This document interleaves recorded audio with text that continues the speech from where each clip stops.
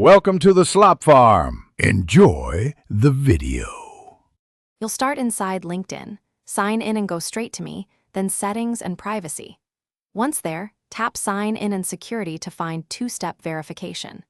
Enter your password when prompted to confirm it's really you, and make sure your phone is nearby because you'll need it for codes. This avoids delays and keeps the account secure.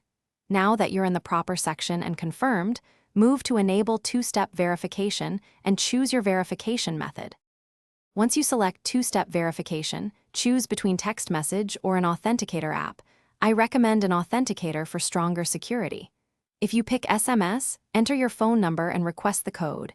If you choose an app, open it, scan the QR, and copy the 6-digit code. Enter that code on LinkedIn to confirm. Make sure to complete every prompt. LinkedIn will confirm successful activation. After verification, you'll see backup options and recover. To finish, save backup codes and add an alternate phone or authenticator device. Store recovery codes offline so you can regain access. Once saved, sign out and test signing in to confirm two-step works.